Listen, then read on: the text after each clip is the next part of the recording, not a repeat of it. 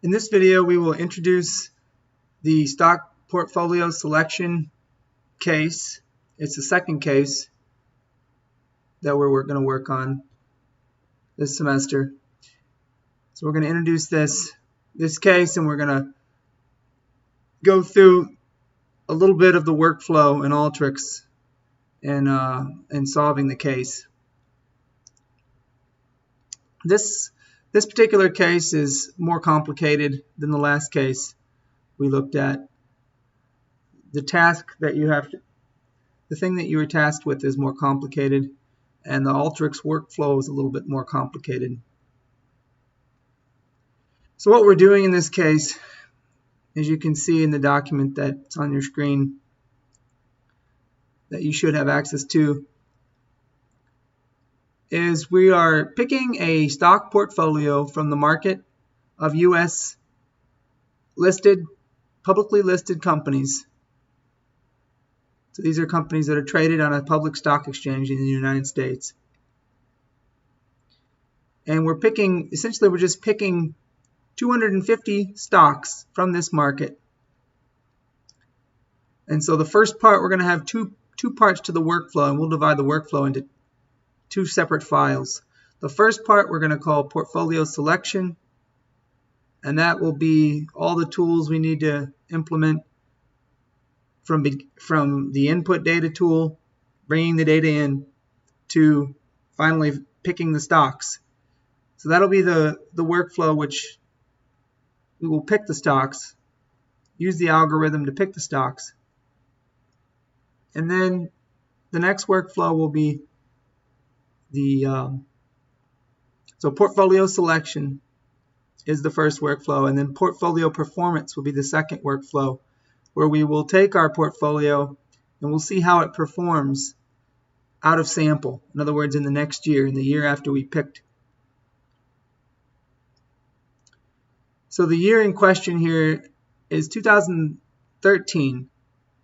And so I'm going to give you a data set where you have the whole stock market, each stock and its monthly return over the time period 2010 through 2012. So January 2010 through December of 2012. And then we're going to use that file, and that's our market of stocks. And we're going to run the algorithm on that market, the algorithm that I described later here. And we are going to pick out 250 stocks from that market. And then we're going to see how those 250 stocks performed in 2013. So from January through December. What was the performance of the portfolio? And we're going to compare the performance of the portfolio in 2013 to the whole market in 2013. So in a nutshell, that's what this case is. I'm not going to read through everything here, since you can look at this on your own. But there are three data sets that I've given you. The first data set, as you can see here, contains stock price and return data for all publicly traded companies over the 3-year period 2010 through 2012. The second contains the same data, but only over the 1-year period of 2013. And the third data set contains the standard industrial classification industries and industry codes. The SIC system was developed by the U.S. government in the 1930s to classify companies into industries, like the food and beverage industry versus the, say forestry industry. And that's important because when we do pick our 250 stocks using the algorithm that I'm going to show you, we would like to know what these 250 companies, what industries are they in? What industry membership does our portfolio capture? Are all the stocks in the same industry? We would hope not. So we can analyze the industry membership of our portfolio by using this third file that I'm going to give you, this third data set. All right, let's get right at it. Let's just jump right in. Let's bring in an input data tool. Let's drag and drop over here. And I already have the file. You have access to these files, of course. And I've just put them on my desktop. We're going to pull in this data set.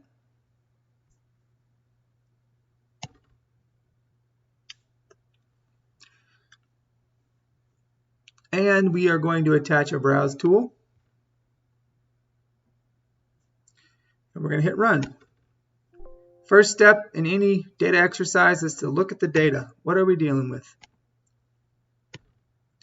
So here's the data set you were given. First column is a numeric identifier for the company in question. We also have in column 5 the ticker symbol for the company in question. So company with ticker EGAS, we've numerically identified with this number. We have two different identifiers here. For the purpose of running the algorithm and everything, we're going to use this as the main identifier, not the ticker symbol. And the reason is the ticker symbol for a given company can change. So a company can change its ticker from something to something else. And if we're just using ticker as an identification, then if you have two different tickers, you're supposed to be able to assume that's two different companies. But since the company could change their ticker symbol, it may not be the case. It might be the same company and you wouldn't know it.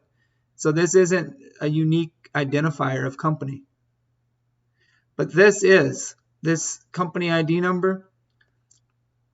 See, this data here comes, and as I talk about that here in the Word document, it comes from a database maintained by the Wharton School at the University of Pennsylvania.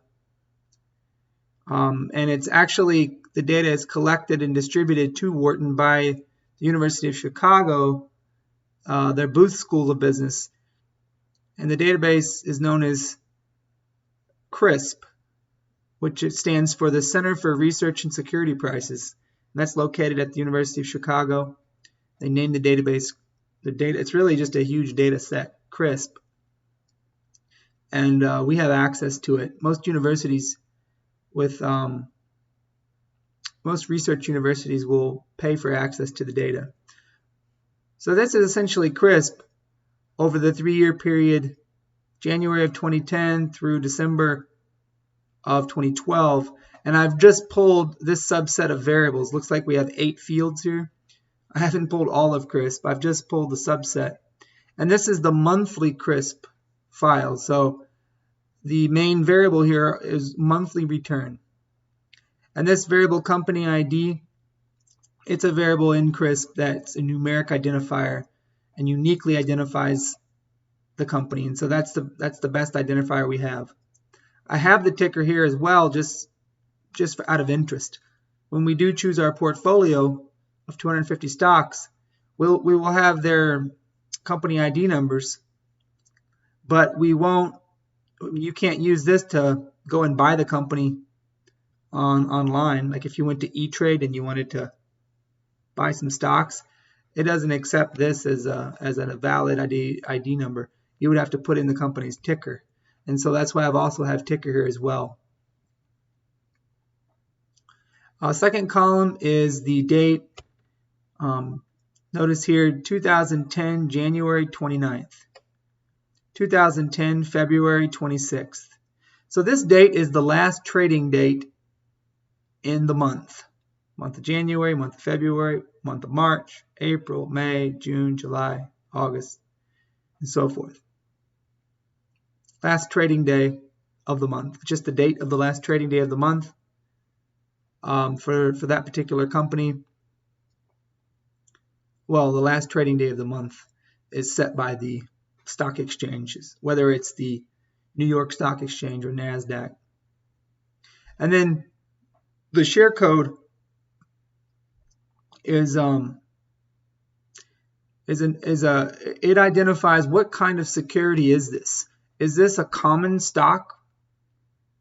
Is this common? Are these common shares of the company, or is this some other type of security? And we'll talk about that in a little bit. So this is a whole market of publicly traded securities in this data set here, and we only want to pull those securities that are common stocks. And so we have to distinguish that by the share code. Essentially, share codes 10 and 11 are the ones we want. You wouldn't know that unless you knew something about the CRISP data, but I'm just letting you know, and I think I definitely let you know in the document here. This is the SIC industry. SIC industry, there's a 4-digit code for the SIC industry, or you could have a 2-digit code. And the SIC industry is numeric, or it should be a number. I mean, these variables aren't numeric yet. They're all strings, right here. By default, you know that already.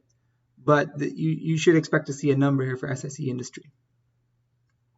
Ticker, this is the closing price. This is the price that one share of this security was trading for as of this date, $10.06. This is the monthly return. This is the return for this security over the month that ended at this date.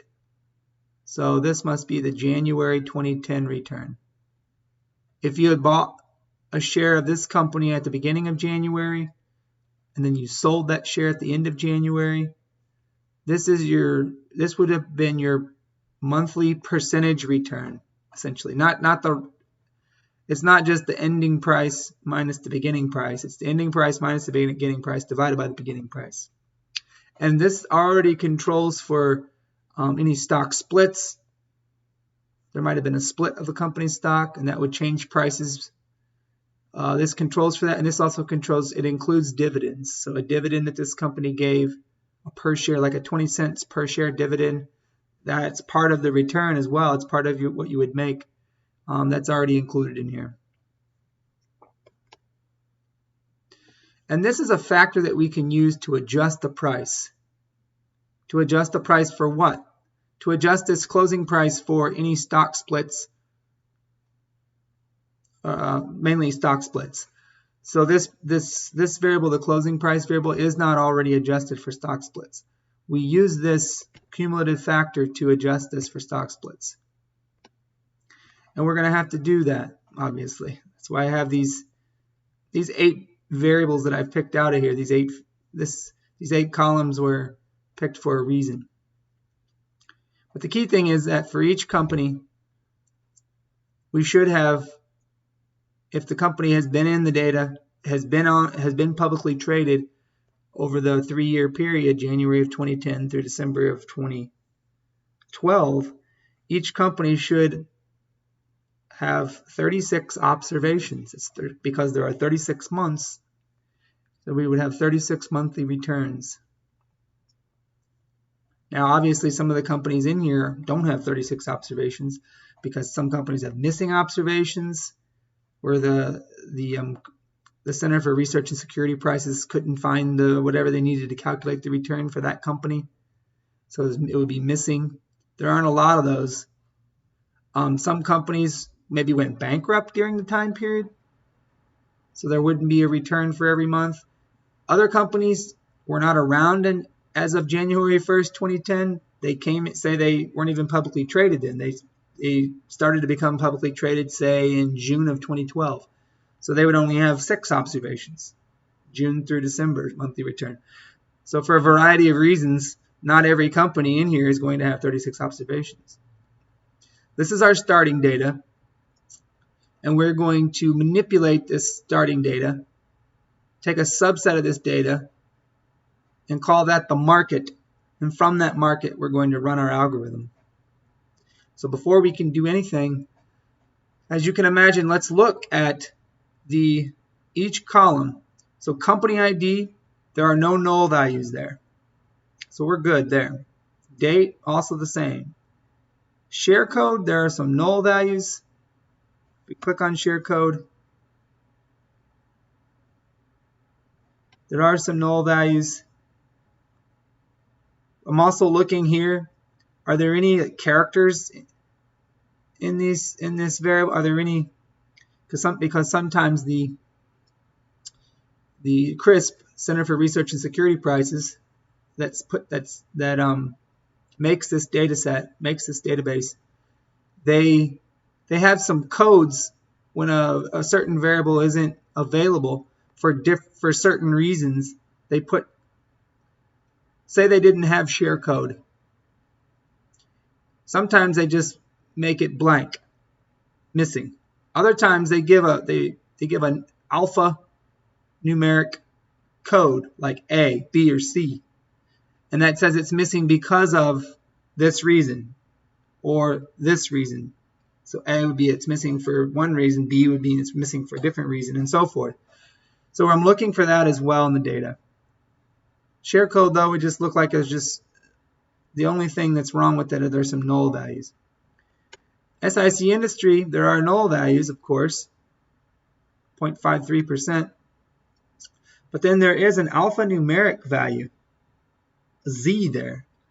And I'm not even sure why CRISP puts Z for SIC industry. SIC industry has to be a 4-digit code, a numeric code. So we don't, anything with Z here, we're not going to keep. Tickers are alphanumeric, all of them. There are some nulls. Closing price, there are nulls, but there aren't any alphanumerics. There shouldn't be. Monthly return, there are nulls, but there is an alphanumeric value. C. There's also an alphanumeric value B. I know that. This just lists the first alphanumeric value and the last alphanumeric value. There is because CRISP puts for missing monthly returns, they'll put a B if it's missing for one reason, or a C if it's missing for another reason. You don't need to know what B and C stand for. But all you need to know is if there's a B here, you can't calculate anything with B. Only if there's a number. So we have to get rid of all those. And I'm going to show you how to do that here. Cumulative factor to adjust price does not seem to have any letters in here. Because you just look, first alphanumeric value, if that's a number, and the last alphanumeric value is a number, then everything between them has to be a number. Monthly return, first alphanumeric value was a number, last one was a letter. So there are things between that could be letters. All right. So along those lines, let's see, which of these variables have alphanumeric, have letters. So SIC industry, ticker should have letters, it's all letters. Closing price, no, closing price doesn't. So SIC industry, monthly return are the only two. So what we need to do, the first thing I can see that we need to do is we need to use a formula tool, and I'm going to teach you a new function. No, not a formula tool, I'm sorry. Not a formula tool. A filter tool. And I'm going to teach you a new function. We're going to filter on. All right, I'm going to write it. I'm just going to type it first, and then I'll explain it.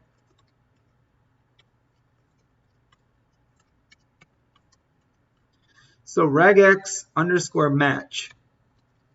We're matching on the SIC industry variable because there were two variables that we potentially had a problem with. And what pattern are we looking for? I'll explain this. what I'm doing here.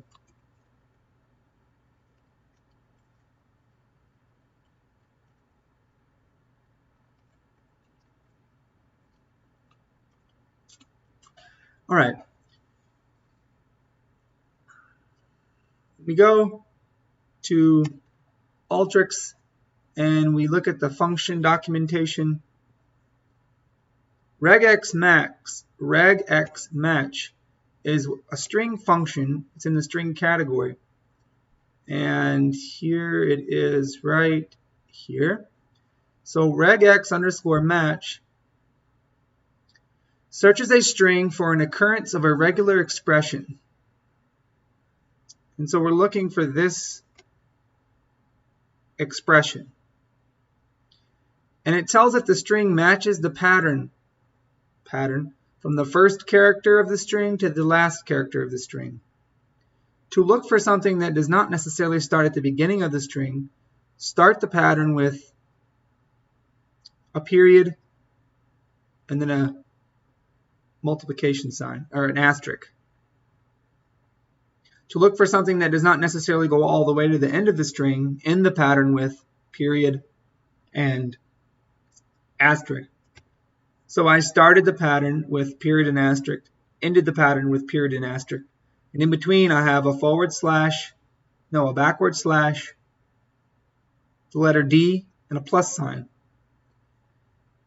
When you're using Regex Match, it's used for matching things, like looking for patterns in strings and finding. So we're doing a filter here.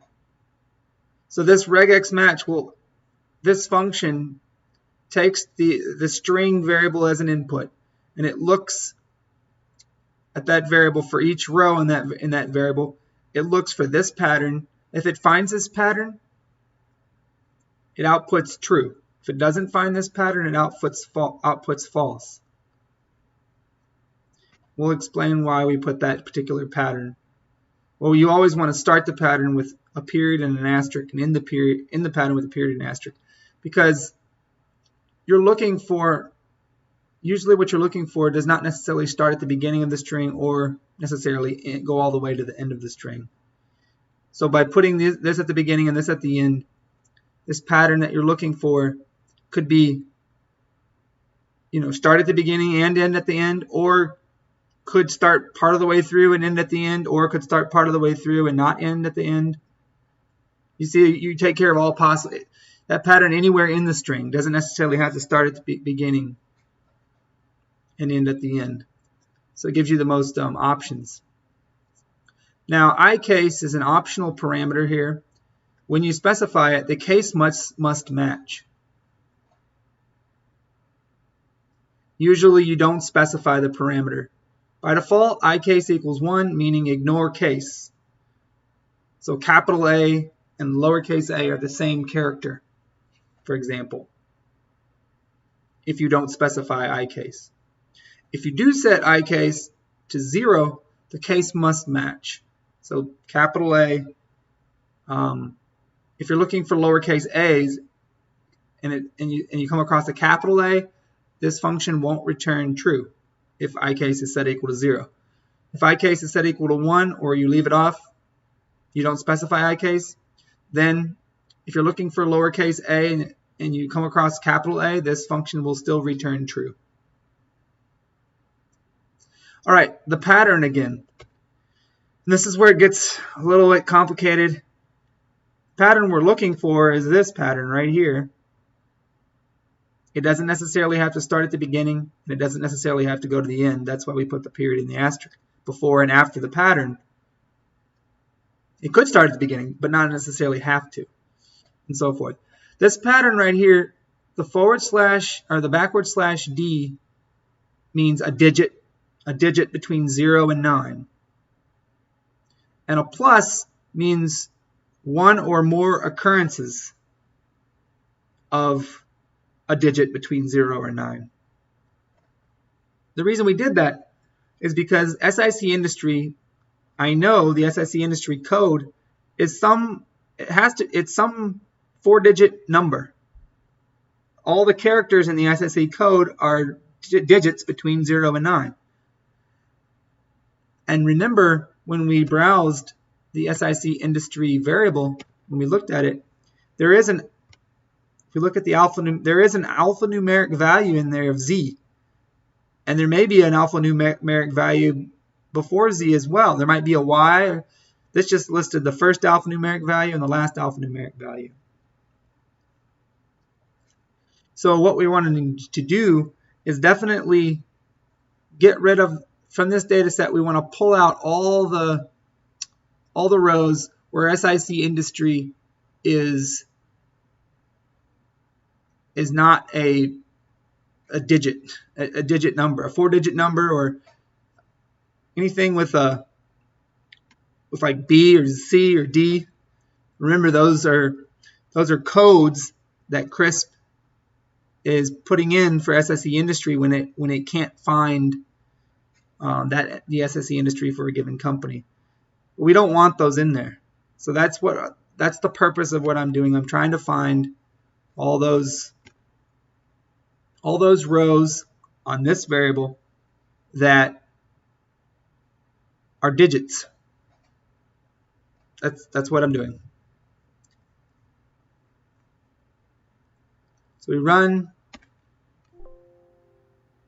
the true portion of this will, if we look here, again, 100% okay, so there aren't any, if we detached a browse tool to the true portion, there are no, everything's a digit. Now if we look at the false portion, of course, if there's a null value, if SIC industry was null, that's not a digit, so that would be output as false. And it looked like, for example, for this row, for this company and date combination, the SIC industry was null. And the other variables were null too, just happened to be like that. If we look down here at SIC industry more carefully, we will come across some non-null values, but weren't numbers. See those Z's there? That's not a digit. That's not a digit between 0 and 9. And so that's why that gets output to the false portion. All right, we again need to attach a filter to the true portion of this. And what do we want to do with this? Remember, our variable monthly return also was suffering from the same problem. So we can repeat this same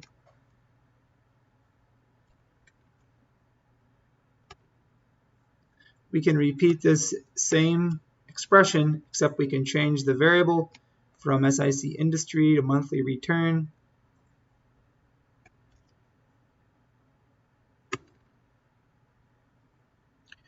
And we can run this.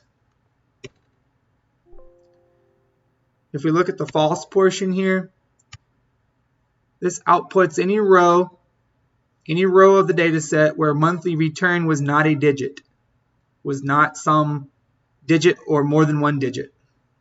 So null is not a digit, C is not a digit. A digit being a character between 0 and 9. B is not a digit, and so forth. We got all those out of there. And again, CRISP puts C for the monthly return if this monthly return is missing for a given reason. It puts B if it's missing for a different reason, and so forth. And we don't have to go through all of that right now. But what we do need to know is how to get rid of them. So what we're left then is we started with our original data set here, and what we're left with are all the rows where for SIC industry there's an actual code there that's not that's a digit or more than one digit, and for the monthly return is an actual number. It's not null, it's not B or C or whatever. All right. Now we can attach a browse tool to that, and let's see if all of our variables are okay in terms of null values. And we've taken care of null values in monthly return and SIC industry. By making sure that there's a digit there, we've taken care of the null values. But the other variables may still have null values on them. So let's see. That's okay. That's okay. That's okay. That's okay. Okay. Okay. Okay, so there are no null values on any of the variables. I took care of all of that. So that's nice to know. So now what we can do is we may as well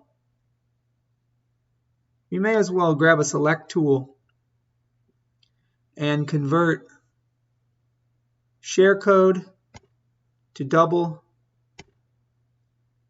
SIC industry to double, so numeric, make these numeric, closing price numeric, monthly return numeric, cumulative factor to adjust the price to numeric.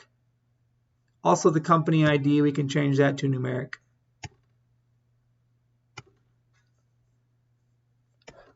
Run our workflow. All right, the next thing we should do is our date. Date is a string variable by default here because we brought it in and all the variables are string by default, but we want the date to be in a date time format. So we're going to do what we've done in previous videos. We're going to bring in a date time tool and we are going to select the format to convert. We want to convert a string format to a date time format. What string variable do we want to convert? The date variable. And we will name the new variable date2. And what format is the variable currently in? It's in the format year, year, year, month, month, year, year, year, year, month, month, day, day. And it's going to convert that for us. So here's our date variable in the format year, year, year, year, month, month, day. And now it's in the date time, has a date time format. All right. Now we can grab another select tool. We can get rid of our date variable. We're not going to use that anymore. We can rename our date2 variable to date, and we can move date2 up. We can move date2 up to right up here beside company ID. And we could take date and move it down to the bottom, but we don't have to. If we don't check it, it's not going to show up anyway. So here we have our company ID, date. Again, this is the last trading day of the month for this particular year, for this particular company. All right, we've cleaned up the data and we've cleaned away the nulls, we cleaned away the certain alphanumeric values from the data, like Z's on SIC industry and B's and C's on monthly return. So we've done that. That's essential before we can do anything. All right, the next thing I want to do, actually I think this is good for this video. In the next video we will start to apply, if you look at the directions here, we've done all this. We will start to apply these three criteria. So we will clean the data further for this using this criteria, and this criteria. And that will be in the next video. So this concludes the video.